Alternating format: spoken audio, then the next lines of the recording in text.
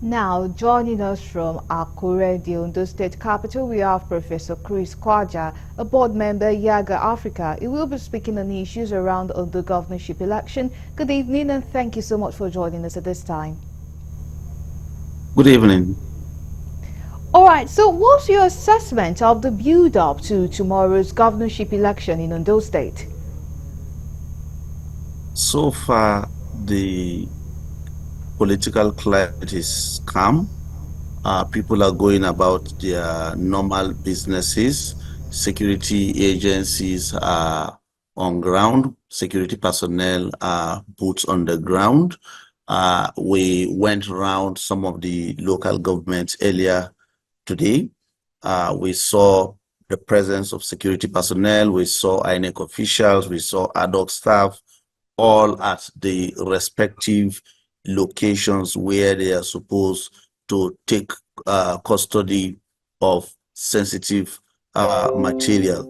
And we also issued a statement yesterday regarding some of the concerns in the run-up to the elections. One, issues around the desperation of politicians in the run to the elections, which in some ways got the polity heated up, and such a desperation is capable of impacting negatively on the elections. We also drew attention to the fact that money is playing a major role in determining electoral outcome. Voter inducement is a major concern for us in the run-up to the elections. And most importantly, is the whole question of voter apathy. We will also experience low voter turnout, though by virtue of what INEC has in its in the voter register, there are over 2 million registered voters in Ondo State, but our projection is that there will be low voter turnout, and this is not unconnected to certain or some issues that are capable of making our citizens behave that way. One is the whole question of citizens believing that their votes don't count. Some citizens are believing that their vote don't count, and the outcome of elections are already predetermined, so they will not go out to vote.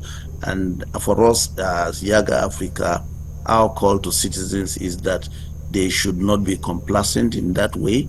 They should come out and vote for the candidates of their choice, because if they don't vote, they've ceded their power to hold leaders accountable at the end of the day. Tomorrow is the D-Day.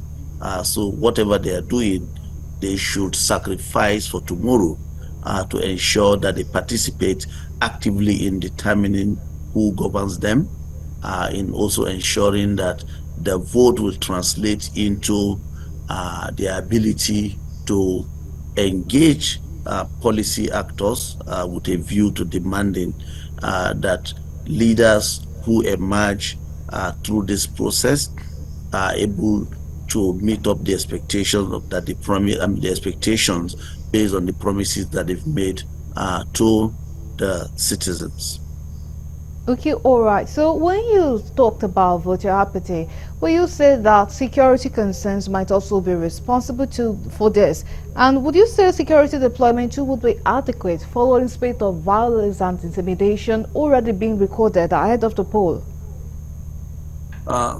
So far, the security agencies have promised that they remain professional, that they have adequate boots on the ground to provide the much needed security that citizens need.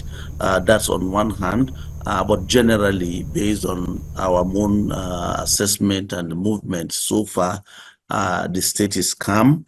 There are no specific manifest examples of violence that will stop citizens from going out to vote. Okay, all right. So, what are your expectations for the election tomorrow, given what you've explained that you've seen so far? What do you think might be how things would go tomorrow? We for Yaga Africa, there are three critical tests that this election will provide. The first is the test of the integrity of INEC to deliver on credible elections. The second is the integrity test on the part of security agencies to be professional in dealing with this issue. Election is a civil matter. Security agencies should be as civil as possible.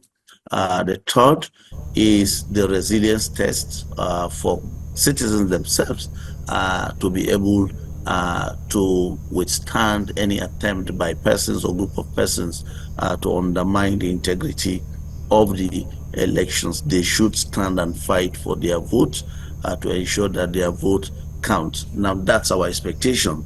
If these three tests I just mentioned at the end of the day are recorded positively, then we will say election was credible, election was free and fair, election was violence free.